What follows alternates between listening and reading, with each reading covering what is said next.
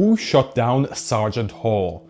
This question was sent over to me by a viewer, Laurie, the grandson of, well, you guessed it, Flight Sergeant John Hall, who was shot down in 1942 by a German pilot. My answer back then was, I don't know, but I can find out.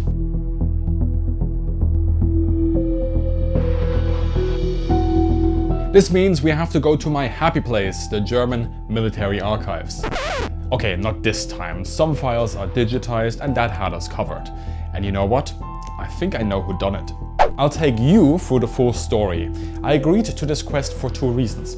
First, I know this time frame and that some of the necessary files still exist. I've been to the archives enough times to know. And second, I got that fuzzy feeling in my stomach. And I know by now to listen to it. Usually.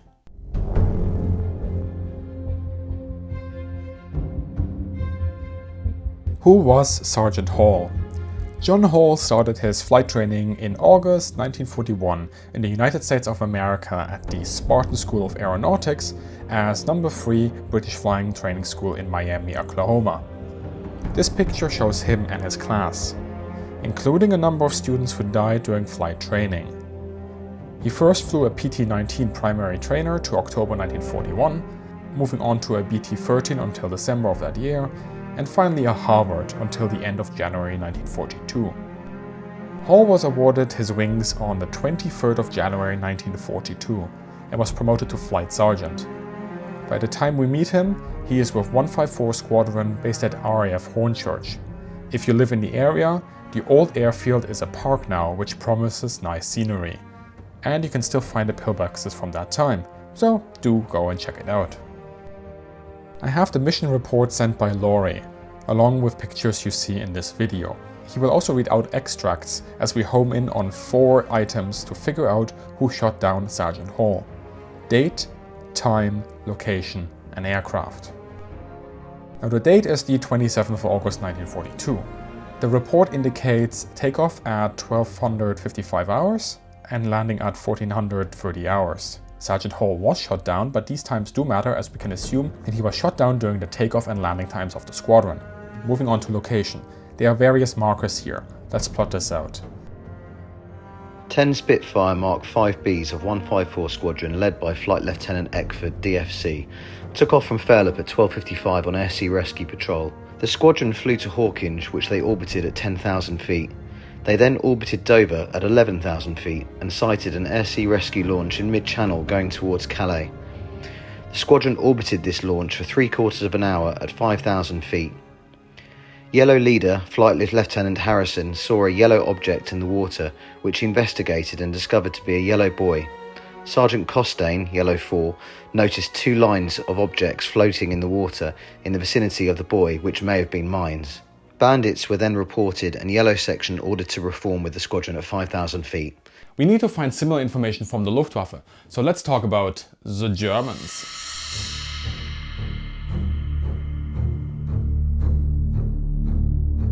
Okay, so 1942, just after Dieppe, I knew this was likely going to be Jagdgeschwader 1, 2 or 26. So I went through the files to look for an event on the 27th of October 1942. I was drawn towards JG-26, the Abwehr Boys. As I said, fuzzy feeling.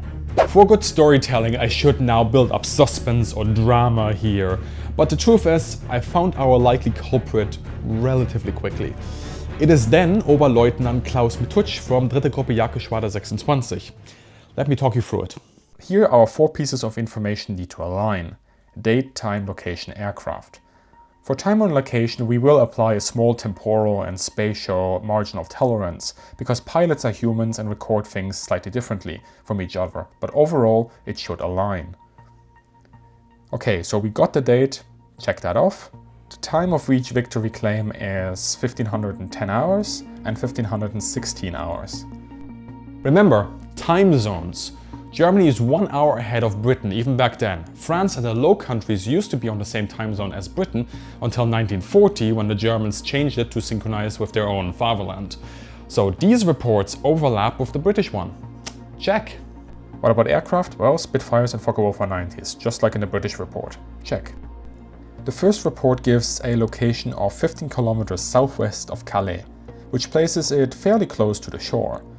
And then the second one is 20 kilometers west by northwest of Cap Grinet. Let's consider each in turn.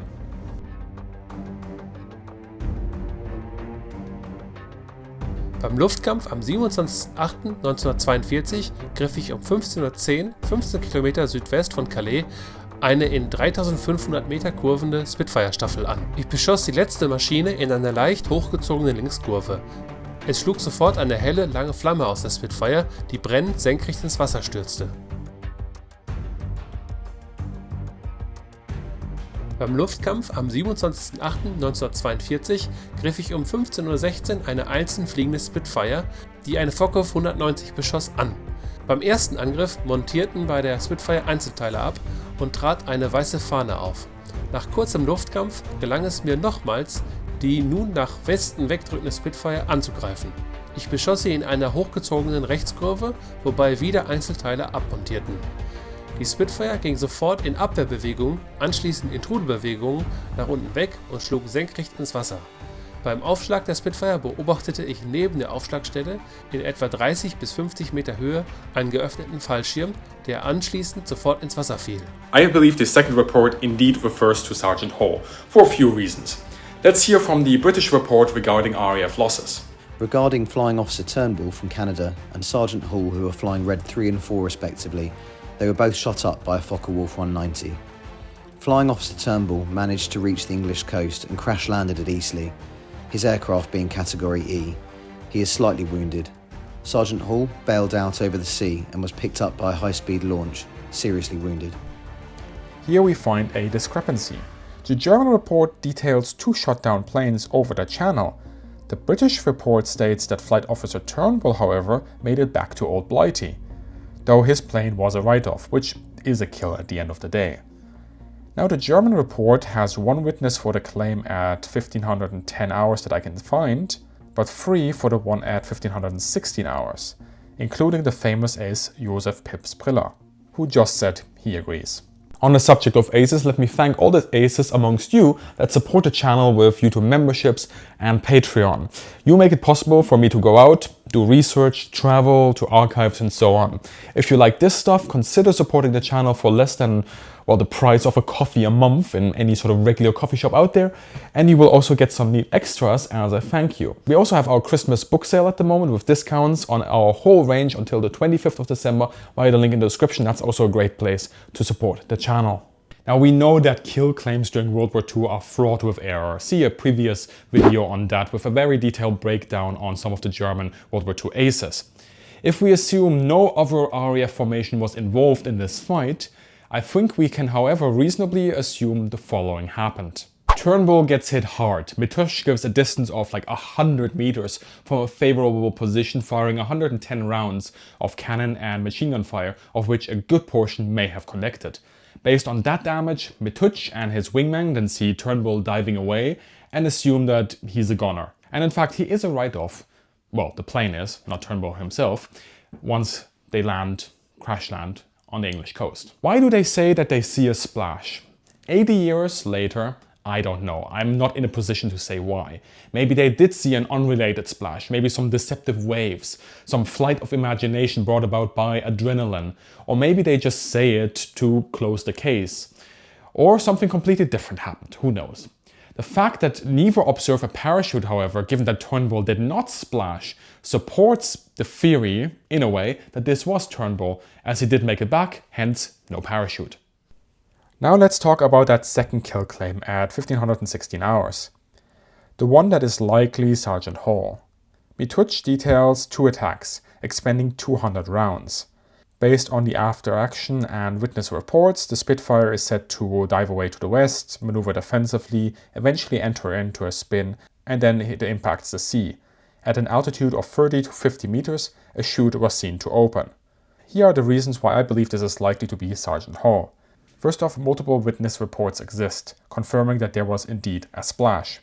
Second, a chute was seen, again confirming that there was a shot-down Spitfire. Third, Hall was the only one of 154 Squadron not to make it back to England on that particular mission. Fourth, Hall was saved, albeit severely injured, by a British search and rescue aircraft, where the proximity to the coast is often key to getting picked up. Fifth, and crucially, this German version is very close to the British After Action report and the memories of Sergeant Hall, which he passed on to Laurie and he then told me. For example, Mituch states that his second attack was from below in a right-hand climb. So this is similar to Sergeant Hall's memory about how he got hit in the leg from below. Hall stated that he was then also losing cooling, again something we find in the German report. He also noted that he was off Folkestone, again corresponding with the location of the German report. Of course, please also add your own takes on this in the comments below, and please also add your appreciation to Laurie for sharing this family story with us.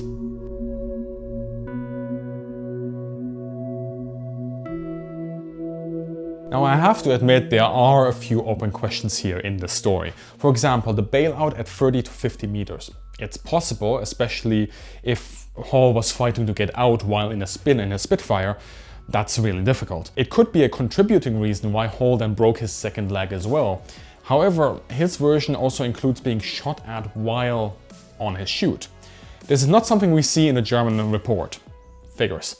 But it would require a German already to be in a perfect position to basically fire at him if he got out at such a low altitude, because he's basically going to hit the water very quickly. Then again, 3 bullet holes in his back, they don't come out of nowhere. Maybe they're injuries from the initial attack that went through the armor, and because of all the adrenaline, Hall only noticed later. But getting out of a plane in a spin with a shot up leg and 3 bullet holes in the back, that's something. I feel there could be something true to this story, about the parachuting story and the Germans shooting at him. It wouldn't be the first or the last time this happens during World War II.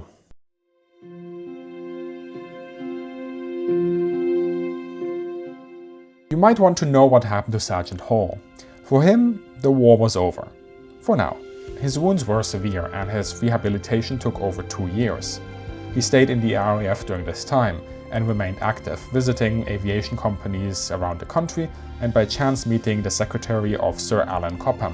They married on the 22nd of June 1945 and founded a family. He left the RAF in 1947 with the rank of warrant officer. Klaus Mituch went on to live the typical career of a German pilot, fly until you can fly no more. After France, he moved to the Eastern Front in 1943, becoming a Major and correspondingly a Gruppenkommandeur. He later returned to the West and fell on the 17th of September 1944 during Market Garden in a fight with a P-51.